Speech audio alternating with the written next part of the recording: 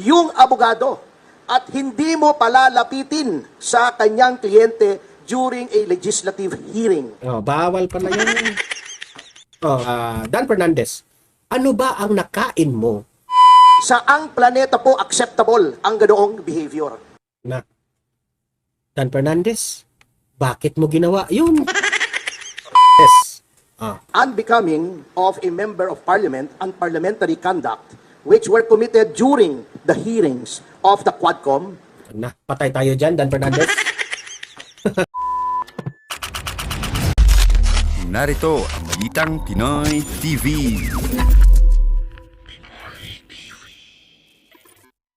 Ayan. Pag-usapan natin itong si Jed Mabilog, ha? Binigyan ng executive clemency o pinatawad ito sa Marcos administration. Okay? So, ganyan na po, ha? Dati itong si Jed Mabilog ay isa ito sa mga narco-list ni former President Duterte. Ngayon, pinatawad na sa Marcos administration. Ito ay tinatawag na executive clemency. Oh, ito po. Panoorin nyo itong trailer na ito. Isa pang mainit-init na balita, binigyan ni Pangulong Bongbong Marcos ng executive clemency si dating Iloilo City Mayor Jed Mabilog. Kinumpirma ito ni Executive Secretary Lucas Bersamin. Di ba? So, grabe, nag-iba na talaga yung ihip ng hangin dito sa Pilipinas. At ito, pangalawa nating pag-uusapan, itong isang netizen, no? Naka-receive ang kanyang anak siguro, ha? Bata kasi yung naka-receive eh. Shinare niya yung binigay raw ng akap na isang gulay. Okay? Isang pirasong gulay, binigay raw ito ng akap. Hiniwa pa ng 1/4, grabe. Ha? Tapos sinabi pa niya na, ganito ba? Billion ang budget nito. Pero heto lang, ha? 1/4 na isang pirasong gulay. Oh, ito, panoorin niyo. Nakakatawa po ito, pero kayo nang humusga. Play. Ito yung gulay. Yung galing sa akap. Isa yote. Galing sa akap. Pambirang akap to. Billion po yung budget dyan ha. Na kinuha. Grabe. Para dito. Tapos ito po yung yung makukuha mo sa akap. So yun po panoorin natin yung buong video nun, okay? Ipapakita ko sa inyo kung paano nila na-receive yun, okay? Mamaya. Itong pangatlo nating pag-uusapan, ito, mainit itong balita na ito. Kanina lamang ito, ha? Si Topacio po, ha? Nagsampa na po ng ethics complaint laban dito kay Representative Dan Fernandez. Tinawag pa niyang itong si Representative Google. Representative Google. Alam niyo naman popular si Dan Fernandez diyan sa pag-Google niya, di ba? Ito. Ipapakita ko rin sa inyo dan. Ito. Panoorin natin itong trailer na to. Play. This is a verified complaint. A copy is right now on its way to the House of Representatives. This is an ethics complaint against Congressman Danilo Ramon S. Fernandez, more popularly known as Dan Fernandez or Attorney Google. Tinawag pang attorney, ha? Attorney Google pala. So yun po, nakakatawa pero kailangan po nating itatalakay itong tatlo, okay? So pero bago ang lahat, bago natin ito pag-uusapan, help me po na i-like muna, ha, at i-share itong video na ito para guys kakalat ito sa taong bayan. Okay, sabay-sabay nating i-like muna at i-share itong video natin, Facebook at YouTube. 1, 2, 3, go. Okay, like and share para maraming makalam. And also guys, paki-subscribe at paki-follow ito para lagi kayong updated sa mga balita na kagaya nito. At ma-notify ang inyong mga cellphones kung meron tayong breaking news. Okay? So, kagaya nito, breaking news ito. So, sabay-sabay natin i-follow, i-subscribe, Facebook at YouTube. Ready? Follow, subscribe. 1, 2, 3, go! Ayan, thank you very much. Okay, so without further ado, unahin muna natin ito po ay patungkol dito sa latest na balita na itong si Attorney Topacio. Nagsampa ng ethics complaint laban dito kay Representative Dan Fernandez. Na tinatawag niyang si Attorney Google. Attorney Google. So, alamin natin ang buong detalye patungkol dito at magre-react tayo, okay? Kanina pala nakita natin si Dan Fernandez sa mga ilang mga mainstream media. Nagpapa-interview siya patungkol doon sa mga vloggers, mga media, na mga fake news, patungkol sa fake news na i-hearing nila sa Tuwadcom, okay? So, abangan natin yan, ha? Yun ang kanyang nag-explain naman si Dan Fernandez doon, no? Anong layunin doon sa mga Tuwadcom. Pero bago doon, ito muna kay Attorney Topacio. Okay. Dan Fernandez, good luck dito. This is a verified complaint. A copy is right now on its way to the House of Representatives. Ngayon lang ito ha. So, yung kopya ng complaint, ethics complaint, inihatid na raw sa House of Representatives. This is an ethics complaint against Congressman Danilo Ramon S. Fernandez, more popularly known as Dan Fernandez or Attorney Google. Attorney Google, ang grabe ang tawa ni Topacio. Abot sa tenga yung tawa mo, Topacio, ha? Ay, wala namang ano si Topacio, ha? Attorney lamang si Topacio. Sige. Topacio, patuloy. Anyway, this is for certain conduct So, conduct ni, certain conduct na inaasal siguro ni Dan Fernandez. unbecoming of a member of parliament and parliamentary conduct which were committed during the hearings of the Quadcom. Patay tayo dyan, Dan Fernandez. Di ko lang alam kung anong magiging reaksyon, ha? Antayin natin ang reaksyon ni Dan Fernandez dito. I will just give you the general details anyway. I will be leaving this copy for you, and those who wish for soft copies, I will viber to you later immediately a soft copy. If you recall, noon pong nililitis o dinidinig yung tungkol sa mga pogo, tinatawan ko po roon. Nirepresent ko si Miss Catherine Cassandra Leong. Si Cassandra Ong pala ito, patungkol sa pogo. Dan Fernandez, may ethics complaint ka, patungkol doon. Good luck. Dan Fernandez, ayan na, Dan Fernandez, ha? May katapat ka na. May katapat ka na. Ito hindi ito kagaya ng mga hearing lang sa Tuwadcom. Ito ay, sa tingin ko, itong complaint na ito, pwede itong sa korte. So mas talagang pagbabasihan dito yung talagang ebidensya kasi naka-video yung hearing ninyo. 'Di ba? Ebidensya na 'yon. So good luck. Good luck, 'di ba? At lahat naman po tayo saksi sa ginawang paglabag sa mga karapatan ni Kitang-kita sa hearing. Ano kaya ang nilabag ni Dan Fernandez? Yan ang malaking tanong. Ano ba ang nilabag ni Dan Fernandez o nilabag ba talaga? Okay? May nakita ang mga lawyer. Lawyer, syempre, attorney si Topacio, di ba? So may nakita siyang may nilabag si Dan Fernandez. Miss Cassie Leong.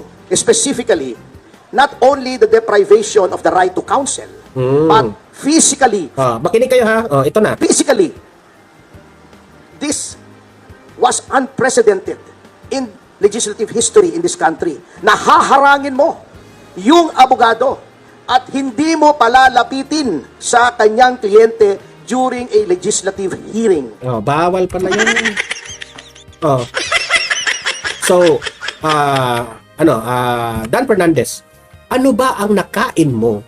Bakit ayaw mong palapitin ang mga legal counsel o mga lawyer o attorney ni Cassandra? Di ba? Yan ang hirap sa atin Yung gawa-gawa ka ng bida-bida ka, tapos hindi mo alam yung batas. Yan. Yan. Tapos ang kaharap mo, mga magagaling sa batas, talagang, wala talaga. Masisira ka dito. Giba ka rito. Sapagkat ang karapatan na magkaroon ng abogado Correct. upang makipagsangguni ang isang testigo sa legislative hearing ay ginagarantiya ng walang iba kundi ng ating saligang batas. Number 2, pagwawarning sa abogado na huwag bigyan ng payo ang kanyang kliyente. Saang planeta po acceptable ang ganoong behavior? Dan Fernandez, bakit mo ginawa yun? Alam naman natin na itong si Atty. Topacio, magaling ito na abogado. Ayan. Next time, ito lang maa-advise ko sa Tuwadcom. Ako, sa tingin ko in general, lesson learned ito sa mga Tuwadcom. Kasi sometimes, marami ang nagsasabi, hindi ako marami po ang mga nagsasabi, mga kalaban ng mga Tuwadcom, na mga attorney rin sa mga napakinggan ko, na maraming beses na itong mga Tuwadcom ay sa tingin nila nagpa-power tripping. Hindi maganda yun. Dapat yung mga resource person na ini-invite natin sa hearing, dapat respetuhin natin.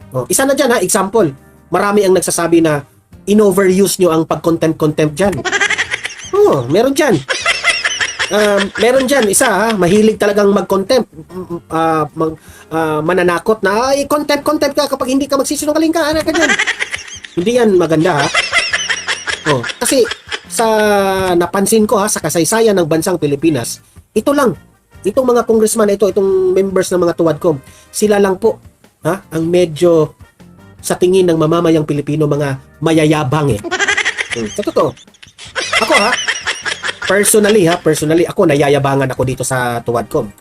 Nasasabihin mo, Atty. Topacio, do not approach your clients, otherwise you will be cited in contempt.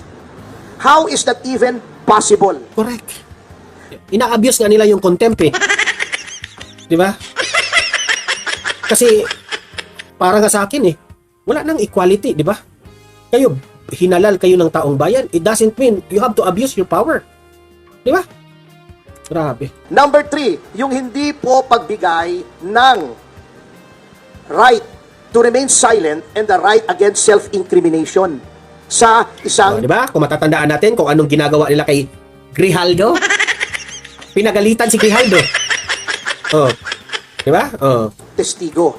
At si Congressman Fernandez, bagamat hindi abogado, hindi ko naman sinasabing kapag hindi ka abogado ay hindi mo na alam. Hindi, abogado siya Sabi mo, abogado siya, di ba? Atty. Topacio.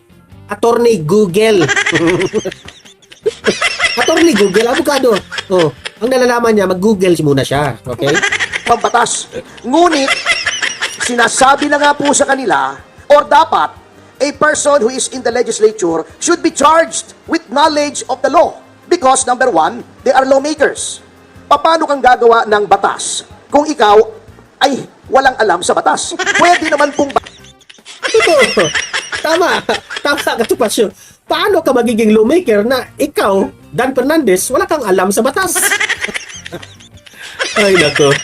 Hindi, ikaw naman, Topacio. Alam, may Google naman Ikaw talaga. May Google. basahin ang mga desisyon. Tama naman, to an extent, si Congressman Fernandez, pwede kang mag-Google. At mag-Google mo yung mga kaso. At kung meron kang hindi naintindihan sa kaso, meron ka namang legal staff siguro. O itanong mo sa kapwa mo, Hindi talaga ako nagkamali. Google talaga, di ba? man na abogado, ano bang ibig sabihin ito? At pinoint out na nga po sa kanila na sa napakaraming kaso. Next time, Dan Fernandez, payo ko lang ito sa inyo Bago ka gumawa ng aksyon doon sa hearing ng tuwadcom, mag-Google ka muna. Sabihin mo dito, tama ba na pagbabawalan ko yung attorney? Tama ba? O sa ChatGPT na lang Tama ba na pagbabawalan ko ang isang attorney na makausap niya ang kanyang kliyente? Google mo doon. Sabi ni ChatGPT o ni Google, ayon sa aking bolang kristal, pwede lang yan. So, wag mong gawin yan. Ganun ba? Example lang yun, Dan Fernandez. So, next time, be careful, Dapat nakalagay yung mga tab nyo dyan. Google, Yahoo, ChatGPT. Damihan nyo pa. Dictionary. Lahat na, encyclopedia. May mga libro ka dito, di ba? So, para to be sure, ngayon, anong nangyari? Inireklamo ka ngayon ni Topacio. The right to remain silent and the right against self-incrimination may be invoked not only in criminal proceedings, but in all proceedings. Civil, administrative, legislative. At pinakita na nga po sa kanila ang batas. Pinoint out na nga po sa kanila yung batas. Harap-harapan na nga. Ito yung batas. Ginanon sa kung pwede pa lang itaklap sa mukha ni Dan Fernandez. Yan yung batas. Ito matitigas sometimes ng mga ulo itong taong to Bakit ayaw pa nilang sundin? Correct. That is also against the oath that they have Kung hindi nila sundin, mataas ang kanilang pride. Di ba? when they took their oath of office to defend and protect the Constitution and the laws of the Republic of the Philippines, and pronouncements of the Supreme Court, according to our civil code, are part of the law of the land. So yan po ang isang violation, Number two, yun pong the right of a witness to be treated with dignity and with respect. Kapag ikaw ay tinatawag, na violate po yan. Binabastos po nila ang mga witnesses, not only my client. But of Correct. course, I have no right to complain on behalf of the other witnesses Correct. who are also represented by counsel. Saksi naman ang taong bayan dyan eh. Hindi lang si Cassandra, di ba? Oh. Yun po. Number three, yung pronouncement. Kami lang siguro, yung taong bayan, tayong taong bayan na naka-observe doon sa mga hearing na doon, hindi lang natin alam ang batas. Pero marami na palang mga batas na nilabag nitong mga tuwadcom na ito dito sa mga resource person. Di ba? Kagaya ng ginawa nila kay Grijaldo, na halos yung taong bayan, nagalit na ang taong bayan sa ginawa nila ni Grijaldo. Hindi ko lang alam kung meron bang nilabag sila patungkol dito sa ginagawa nila ni Grijaldo, di ba? Oh. It's very unparliamentary. Alam niyo po, in all parliaments in the entire civilized world, meron pong Grabe, sobrang talino itong si Atty. Topacio. Wala kayong lusot dito, Dan Fernandez. Good luck. language na tinatawag nila unparliamentary. Di ba? Ayaw na ayaw nila. Kaya pala, ito yung lawyer ni Tebes. Kasi ang talino eh. Si Pangulong Duterte, sinabi nila, do not use offensive words. Pero bakit sila? Tatawagin nilang pathological liar, puro ka pa cute, Correct. puro ganon. Tatakutin mo pa. Misleading the witness, sasabihin pa, tignan mo itong mga napatay, di umano dahil daw ng pogo. Tignan mo yan, we will grant you immunity. If you testify against them, that is misleading. Kasi ako in my own understanding, okay? Dapat ang gawin ng mga tuwadcom is to ask questions dito sa mga resource person. Kung ano man ang answer ng mga resource person, respetuhin nyo. Either kung nagsisinungaling siya o hindi, you have to respect them. Kasi you are gather information eh. Tinatawag ka silang resource person kasi you are gathering resources from them. Now, how can you judge them? Nasasabihin nyo, I don't like your answer, nagsisinungaling ka. Bakit? Ito na nga mga kabalita. Ano na ang masasabi nyo patungkol sa balitang ito? Please comment down below mga kabalita. Pag-usapan natin yan sa comment section. At kung di ka pa nakasubscribe sa ating channel, baka naman